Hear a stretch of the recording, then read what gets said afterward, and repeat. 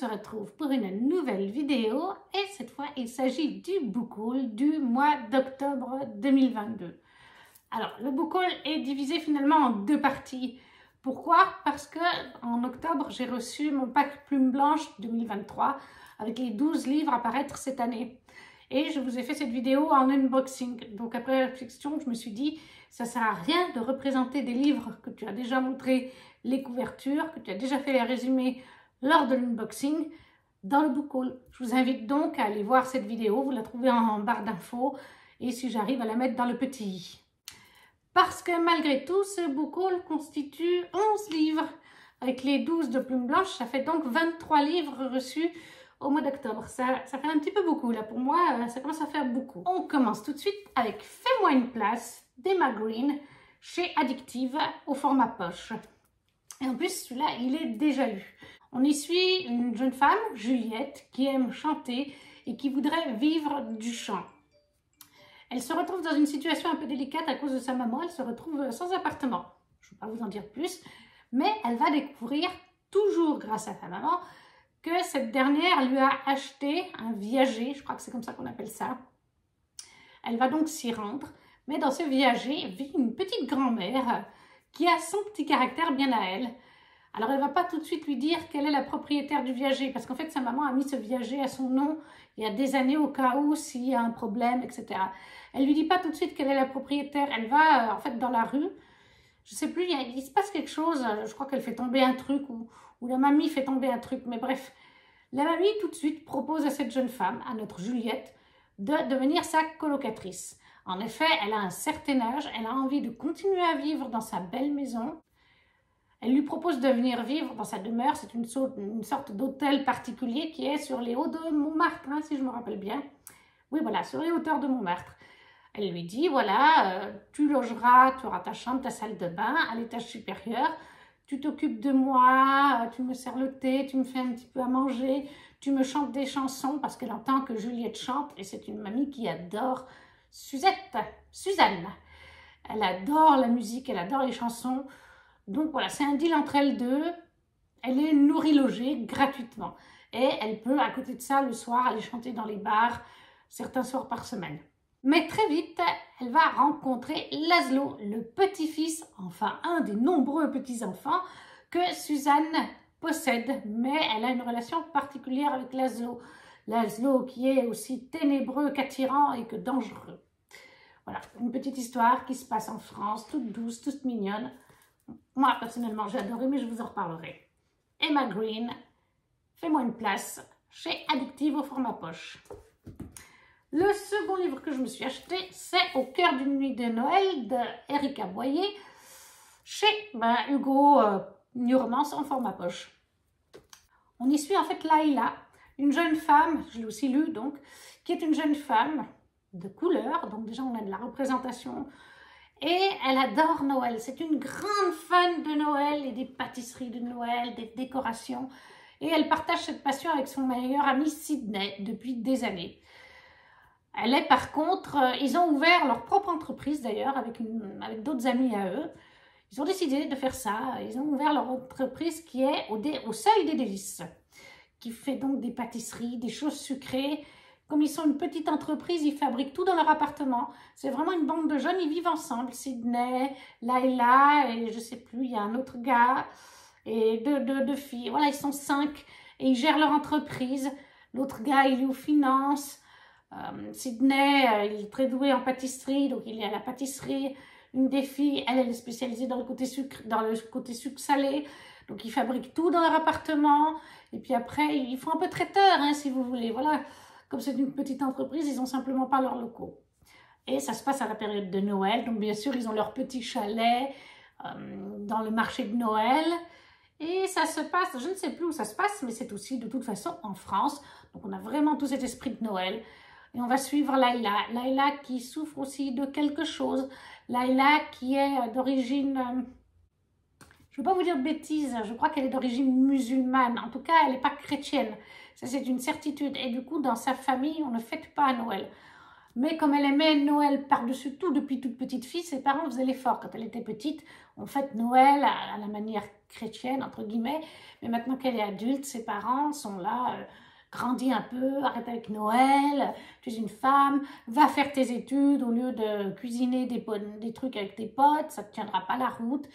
Voilà, donc on va suivre Layla qui a ses moments en bas, on va dire, avec ses parents qui, comme vous avez compris, ne sont pas vraiment de son côté, avec sa maladie, car elle souffre de quelque chose. On va suivre sa relation avec Sydney, c'est bien sûr une romance de Noël. On se doute qu'on est donc sur un Best Friend to Lovers. Ça, c'est donc au cœur d'une nuit de Noël d'Erika Boyer, chez Hugo Format Poche. Ensuite, on passe en anglais avec Princess of Souls de Alexandra Christo. Alexandra Christo, si vous vous souvenez bien, qui est déjà paru en français chez De Saxus avec Le Royaume Assassiné. Et si Le Royaume Assassiné était une réécriture de La Petite Sirène, là, nous sommes sur une réécriture de Réponse. Le livre est très joli, il vient de la Féerie Loot. C'était le second livre. Des fois, ils font un second livre en petit format. Et donc, il n'est pas cartonné, mais il est très, très sympa. Réécriture de Réponse où on a une jeune femme, Célestra, je l'ai aussi lu, qui est un petit peu prisonnière dans le château. Et beaucoup dans la tour du château. C'est une sorcière. Elle sait qu'elle va devoir prendre la place de sa mère. C'est comme ça depuis des générations. La maman est la sorcière du roi. Roi qui est immortel, bien sûr, il a fait appel à la magie des sorcières. Il y a toute une histoire là-dessous. Et Célestra sait qu'un jour, elle devra donc prendre le rôle de sa maman, au moment où elle décédera. Elle est formée à ça, mais elle est un petit peu, comme je vous dis, dans cette bulle, elle est enfermée. Elle ne peut pas faire ce qu'elle veut de sa vie, elle ne peut pas sympathiser avec les gens qu'elle veut. Elle a un cercle d'amis très restreint. Bref, c'est une sorte de réponse. Et suite à un événement, il va se passer plein de choses. Elle va rencontrer Nox, voilà, un soldat qui complote contre la couronne depuis des années suite à la mort de son propre père. Ces deux personnages vont se rencontrer alors que tous les opposent normalement. Et vous vous doutez bien qu'il va y avoir bien sûr une romance autour de ça. Franchement, moi je l'ai bien aimé. Je l'ai même presque plus aimé que Le Royaume Assassiné. Je ne sais pas si un jour De Saxus le traduira. J'ai vraiment l'impression, je n'ai pas regardé au-delà de ça, mais j'ai vraiment l'impression que peut-être Alexandra Christo aime bien les réécritures de contes. Donc si on est adepte de ça comme moi, ça plaît forcément. Et alors là, pour la maison d'édition, j'ai Hot K Books. Voilà, comme je vous ai dit, exclusivité Féerie Loot, Princess of Souls, Alexandra Christo. Ensuite, on repasse en français avec Enchantment of Florence de Margaret Rogerson, paru chez Big Bang. Magnifique édition. Je ne sais pas si vous voyez. On l'a vu beaucoup passer à sa sortie justement au mois d'octobre.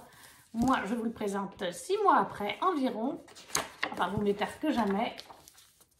Le voici. Il est superbe. Derrière, il n'y a rien. Mais il est quand même très joli. Cette édition-là, c'est l'édition féerique, comme ils l'ont appelée, je crois. Enfin, féerie. Féerie, oh je sais plus, bref. Féerique, féerie, c'est un peu pareil, hein. Vous comprenez ce qu'on veut dire par là. Les en-têtes de chapitre, me semble, sont très jolies aussi. Si je vous en trouve une. Oui, voilà. Très, très mignon. Celui-là, je ne l'ai pas encore lu. Mais si je me souviens bien, on va suivre une jeune peintre, Isobel, voilà, qui est peintre, c'est une humaine, dans le royaume des humains. Et un jour, un faé, il me semble que c'est un seigneur faé, va vouloir qu'elle peigne son portrait. Parce que les faés ne savent pas peindre, n'ont pas ce talent. Et Isabelle va mettre une émotion qu'elle n'aurait pas dû dans cette toile. Et il me semble que ça va fâcher le faé. Voilà, donc le faé en question va être furieux. Et il va demander à Isabelle de venir sur les terres faé afin de comparaître devant une sorte de tribunal. Donc on va suivre son périple dans le royaume des faé, j'imagine, jusqu'au tribunal. Et je pense que, connaissant Margaret Rogerson, il va y avoir une romance quand même entre ce faé qui s'appelle Corneille et elle. J'en sais pas plus. Vis-à-vis du résumé, j'ai pas vraiment envie d'en savoir plus, parce qu'il est assez petit. Moi, ça me plaît. Margaret Rogerson, pour l'instant, tout ce que j'ai lu, j'ai beaucoup aimé. Donc, Enchantment of Ravens, chez Big Bang, de Margaret Rogerson. On continue avec Margaret Rogerson, puisque je me suis pris aussi Sorcery of Thorns, édition Grimoire. Je ne sais pas si vous verrez bien. mais les pages ne sont pas à la même taille. La découpe est faite différemment de façon à ce qu'on a l'impression d'avoir un grimoire. Avec une nouvelle couverture. Derrière, c'est aussi très sympa. Là aussi, on a une très belle édition avec une sorte de verre. Je ne sais pas si on arrivera, voilà, je crois qu'on arrive à voir un petit peu. Et l'intérieur, c'est la couverture du brochet. Pour celui-là, il y a très longtemps à la base en brochet. Je le possédais en brochet. Ils l'ont sorti en édition grimoire. Je me suis retenue la première fois. Puis après, je l'ai vu passer partout. Je l'ai trouvé magnifique. J'ai quand même beaucoup aimé cette histoire. Donc, quand ils ont ressorti quand ils ont refait une réédition de cette édition grimoire pour la sortie, il me semble que c'était pour la sortie de celui-là. J'ai dit, je saute dessus. Je ne vais pas le laisser passer. Je crois que je l'ai vendu l'autre. Ou il est encore sur Vinted.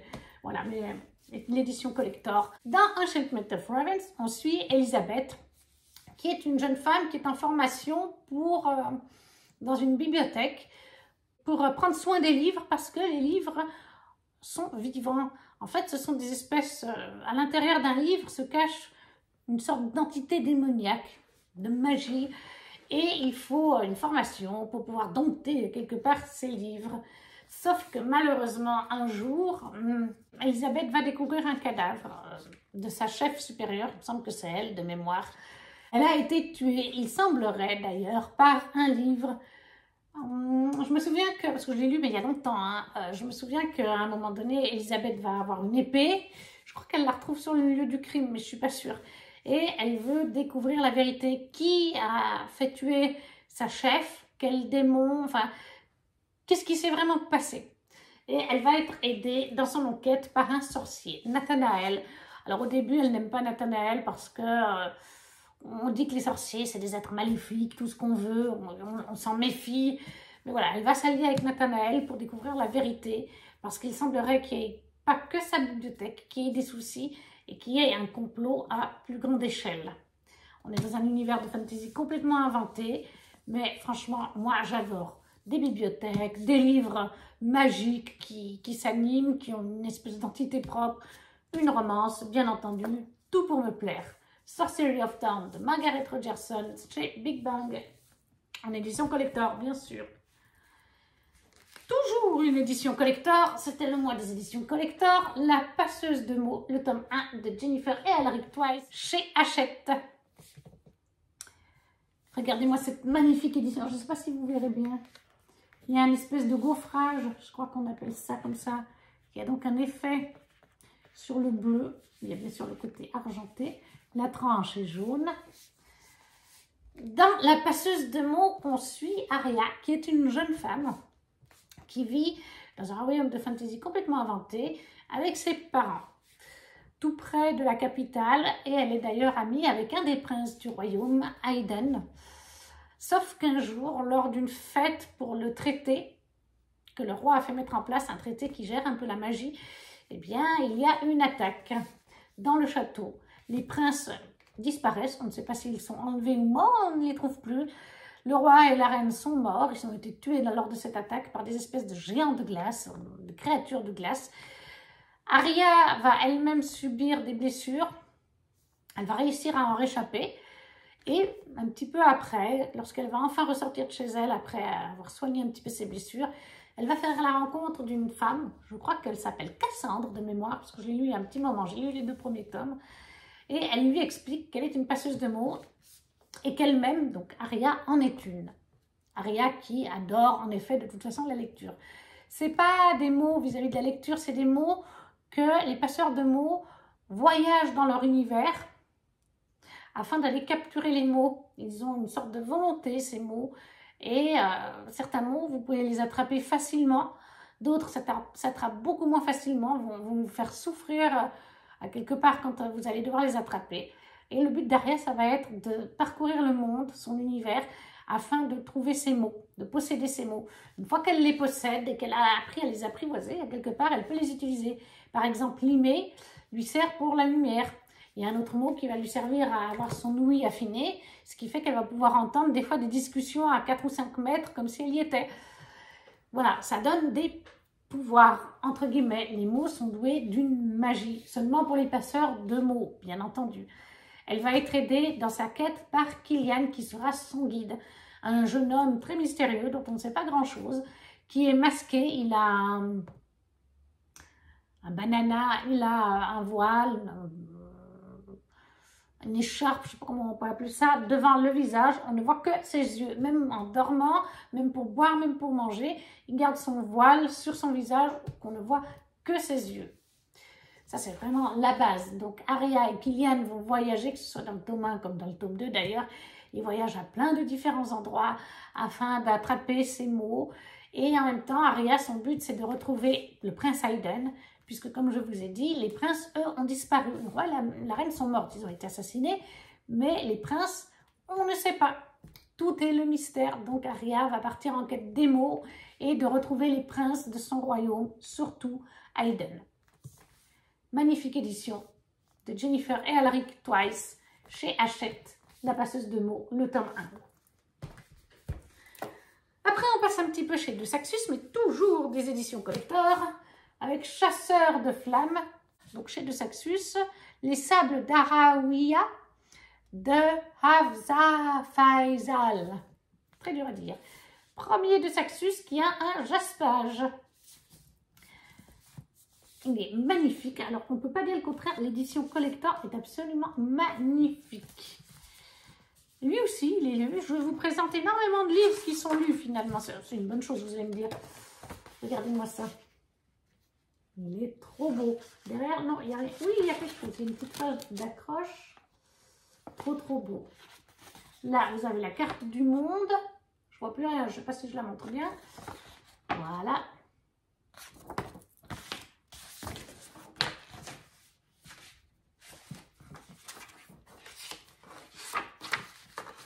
L'intérieur du livre. Je ne sais plus s'il y a un travail sur les en-têtes de chapitre, parce que je l'ai lu il y a un petit moment. Oui, il y a un petit travail sur les en-têtes de chapitre. Voilà. Nous sommes dans un univers de fantasy totalement inventé qui est un petit peu d'inspiration orientale. Zafira, on va suivre Zafira, entre autres, qui est une chasseuse. Mais dans son royaume, les femmes ne sont pas censées chasser, donc elle se déguise en homme pour pouvoir les chasser dans une forêt un peu spéciale. Et un jour, elle est envoyée pour récupérer un artefact magique, car il y avait de la magie avant dans le royaume, mais il n'y en a plus. Et si on récupère cet artefact, ça pourrait restaurer la magie, ça pourrait éviter une guerre, parce que le sultan essaye, voilà, le sultan fait des manigances, et son fils, Nazir d'ailleurs, qui est un tueur, hein, un prince de la mort, comme on le nomme dans le résumé, et lui aussi envoyé par son père pour trouver cet artefact, mais aussi pour tuer le chasseur, puisque tout le monde croit que c'est un homme. Ils vont donc se rencontrer, ils vont partir en quête de cet artefact avec d'autres personnages. Ils vont devoir aller sur une île, qu'on voit d'ailleurs sur la carte.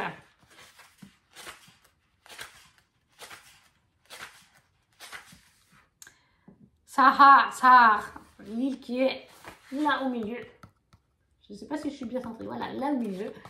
Ils vont donc partir sur cette île afin de récupérer cet artefact. Et il va bien sûr arriver à cette bande de personnages qui se rencontrent sur cette île toute une péripétie. Voilà, c'est aussi lu. Par contre, c'est loin d'être un coup de cœur, mais je vous en reparlerai dans un update lecture. Donc ça, c'est Chasseur de flammes, le tome 1, paru chez De Saxus, de Hafsa Faisal. On continue toujours dans les collectors. Je vous ai dit, c'est le mot des collectors et chez De Saxus, avec le tome 2 de Serpent and Dove, qui est donc Blood and Honey de Shelby Mahurin. Toujours chez De Saxus, toujours en édition Toc Toc. Encore une fois, une très très jolie édition. Encore une fois, c'est un livre qui est lu. Il n'y a pas à dire, le travail est très bien. Hein. Alors là, puisque c'est un tome 2, je vais plutôt vous résumer le tome 1. On va suivre Lou, qui est une sorcière. Mais une sorcière qui se cache depuis quelques années des autres sorcières et surtout de celles de son clan. Elle n'utilise donc pratiquement plus la magie Parce que dans cet univers, la magie est mal vue. Il y a l'église et l'église a formé des chasseurs de sorcières qui les tuent et les mettent surtout sur le bûcher. Et en plus de ça, la magie a une odeur, si je me rappelle bien, elle a une odeur la magie. Donc les chasseurs sont formés en plus à sentir la magie. C'est vraiment, ça fait partie des nombreuses raisons pourquoi Lou a arrêté d'utiliser la magie. Pour les chasseurs et pour ne pas être retrouvé par les autres sorcières. Malheureusement, à un moment donné, il va y avoir un petit souci. Lou va utiliser sa magie. Elle va quand même réussir à la cacher, mais elle va se retrouver face à Red. Red qui est, si je me rappelle bien dans le tome 1, le capitaine des chasseurs. Il est très proche du chef de l'église, là, je ne sais plus comment il s'appelle, un ecclésiastique, je crois. On appelle ça comme ça. Je ne suis pas très douée avec l'église. Mais bref, avec un des supérieurs de l'église, ils sont très proches. Il va y avoir un petit couac entre Lou et Red.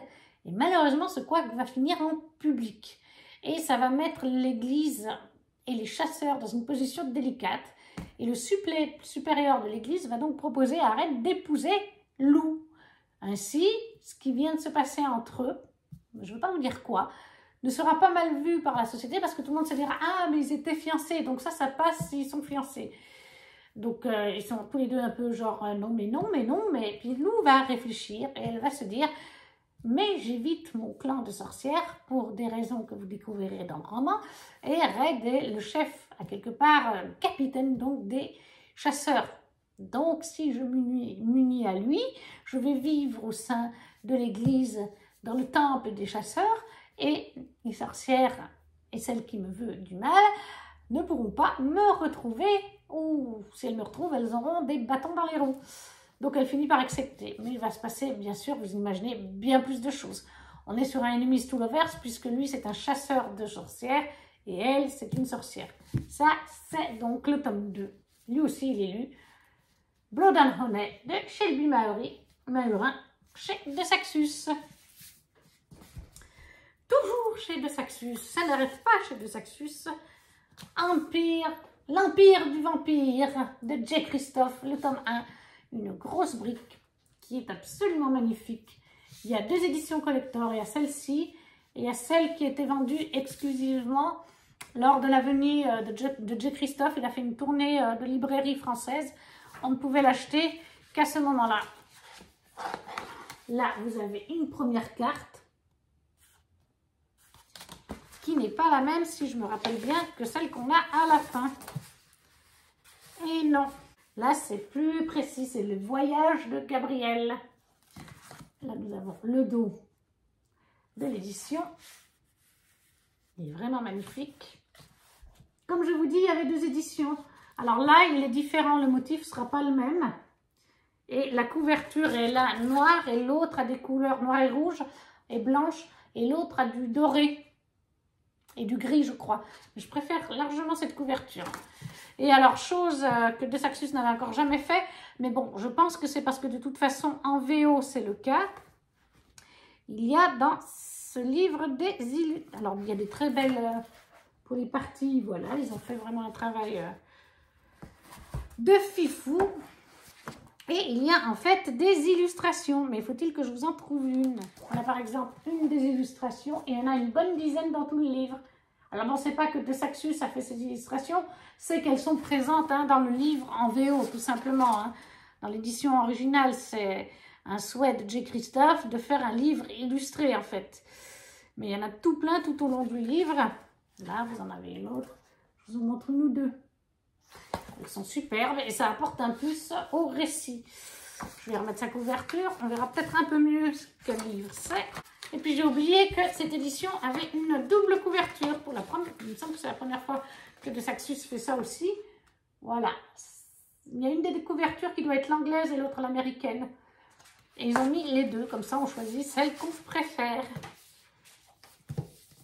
Et dans ce récit, on va en fait suivre l'histoire de Gabriel de Léon. Il a été capturé par des vampires et ces vampires veulent connaître son histoire depuis qu'il est enfant. Donc le premier tome, c'est une partie de son histoire, mais on n'a pas fini. On est dans un récit avec des vampires, avec de la magie, avec l'église aussi. On est dans un univers de fantasy complètement inventé, mais le système d'église ressemble au nôtre. Je ne veux pas en dire plus, mais c'est vrai que c'est vraiment inspiré du christianisme, de notre église à ce niveau-là, oui. Après, par contre, c'est totalement fantasy sur tout le reste. Et dans ce récit, les vampires, ça fait 27 longues années qu'il y a eu la mort du jour et que les vampires règnent vraiment... c'est les maîtres maintenant. Ça fait 3 décennies que les vampires ont fait la guerre à l'humanité, construisant peu à peu leur empire éternel. Maintenant, seules quelques étincelles de lumière subsistent dans une mer de ténèbres. Et Gabriel de Léon faisait partie d'une catégorie, les saints d'argent. Voilà, c'était un saint d'argent. Un membre de la confrérie œuvrant à la défense du royaume et de l'église contre les créatures de la nuit.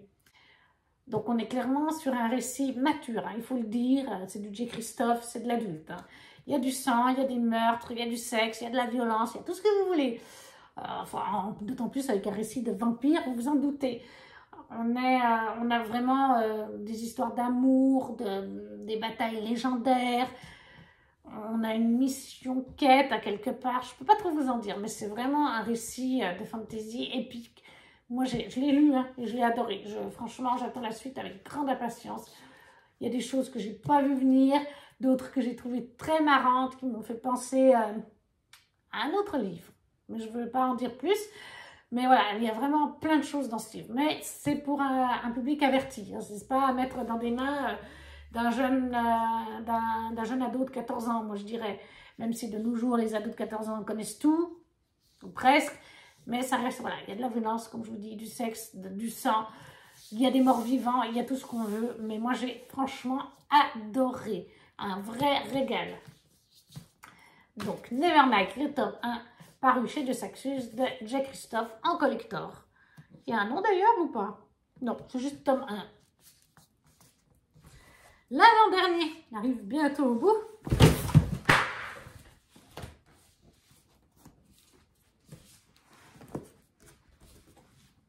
Ça, c'est la pile des livres qui vient de tomber. Comme je disais, avant que ma pile de livres ne se casse la figure en beauté, l'avant-dernier livre, Stories from Snowdonia, de Jeremy Angelo, paru dans la petite maison d'édition Twinkle Edition, dont j'ai participé à la fabrication du livre grâce à la campagne Ulule qui a eu lieu en 2022. J'avais reçu un petit sticker et le livre est bien sûr dédicacé. Très joli. Là aussi, on a le droit à un jaspage. Très jolie édition. Et là, on est sur 2 histoires en fait. Nous avons le livre 1, Snowdonia, et le deuxième, Avalonia. On est dans les années 1900, hein, grosso modo 1899. On va suivre Laurine, 17 ans, qui est une jeune Française qui va devoir partir au Pays de Galles chez un membre de sa famille éloignée. Il me semble que c'est pour des raisons financières. Et elle va donc découvrir le Pays de Galles et le parc de Snowdonia, où ce membre de la famille vit tout près de ce parc. Et elle va rencontrer un jeune homme qui vit avec ce membre de sa famille, qui est un peu un homme à tout faire, mais je crois que c'est une sorte... c'est un grand-oncle. Et ce jeune homme à tout faire, le grand-oncle, ne le considère pas vraiment comme un homme à tout faire. Hein. Il l'a pris vraiment sous son aile. Ils ont une relation très amicale, très saine. Hein. C'est pas du tout genre un grand-oncle, vous savez, qui se prend pas pour n'importe qui et qui prend le personnel pour du petit caca. Non, ils ont vraiment une relation saine. Et son oncle l'accueille à bras ouverts, mais ce jeune homme qui est donc gallois, l'accueille pas tout de suite à bras ouverts. Voilà, mais vous vous doutez bien qu'il va y avoir une histoire d'amour entre eux. Par contre, on va vraiment découvrir le Pays de Galles. Les 2 tomes nous permettent de découvrir les traditions du Pays de Galles et surtout à la période des fêtes. Parce que oui, vous voyez que ça se passe, les 2 tomes c'est le cas, à la période des fêtes de fin d'année. Donc c'est ça qui est top. Parce qu'on découvre les traditions du Pays de Galles, un petit peu la nourriture. Et le tome 2, Avalonia, se déroule en 1900. Alice étudie dans la prestigieuse université de Cardiff avec une bande de potes. Et malheureusement, il va y avoir un petit incident. Ils sont tous fans du roi Arthur, de la légende du roi Arthur. Et ils vont créer un club, mais ils n'ont pas le droit de créer un club où une femme est dedans. Parce qu'à cette époque-là, les femmes n'avaient pas le droit d'être dans un club. Et ils vont se faire prendre. l'académie va découvrir l'université, qu'ils ont fait un club et qu'il y a une femme dans ce club. Et ils vont tous, enfin une partie d'entre eux vont être virés de l'université. Donc en fait, eh bien Alice va rentrer pour les fêtes de Noël. Enfin, ça ne s'appelle pas comme ça au Pays de Galles, mais c'est tout comme. Elle va rentrer chez son oncle, qui est le seul parent qui lui reste. Elle va rentrer avec sa bande de potes et un petit corgi qu'elle a découvert dans son immeuble un jour. Les deux histoires sont liées. Une est en 1899, pardon, et une en 1900. Des personnages du tome 2, on les rencontre dans le tome 1. Après, vous pouvez lire le tome 2 sans avoir lu le tome 1. Par contre, si vous voulez lire le tome 1, lisez-le en premier, vu que ça se déroule quand même une année avant. Ce serait un peu dommage de lire le tome 2 qui se déroule en 1900 pour aller dans le passé, lire ce qui s'est passé avant, quoi. Oh, bonjour Electra! Allez! Donc, Stories from Snowdonia de Jeremy Angelo chez Twinkle Edition, qui est lui aussi déjà lu. Et enfin, le dernier livre, One Dark Window de Rachel Gillig. C'est l'édition Fairy Loot. Je ne sais plus, je crois que c'était septembre, octobre, novembre, je ne sais plus exactement. Alors, au niveau du jaspage, on est sur un mois très simple. Hein. Après, comme je vous ai dit, c'est le mois où, c'est ce mois-là, on avait 2 livres. Donc, voilà peut-être pourquoi le jaspage est peut-être plus simple. On avait le droit à 2 livres. Derrière, je crois qu'il n'y a rien. Il y a quelque chose derrière ou pas? Ah oui, il y a des espèces de champignons, mais je ne sais pas si vous les verrez.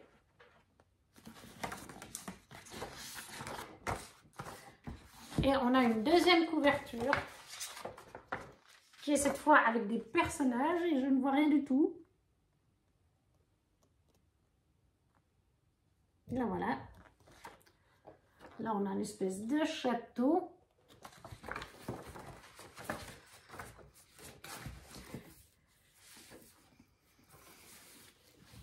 Là, l'intérieur, qui est normalement différent. Oui, tout à fait. Ce n'est pas le même à la fin. C'est donc l'édition Fairy Loot qui est normalement toujours avec... Ah ben non, cette fois c'est avec Orbit Books, apparemment cette fois. Parce que des fois c'est une autre maison d'édition ou fournisseur anglais, américain. Mais là cette fois c'est pas le même. Pour ce premier tome, parce que ça doit être une duologie ou plus, puisque c'est marqué tome 1 sur Booknode, on a comme mot-clé fantasy, young adulte, romance, magie, horreur, gothique. Et ce qu'on nous dit sur Booknode, c'est que Elspeth Spindle a besoin de plus que de la chance pour rester en sécurité dans les Hérilles. Un royaume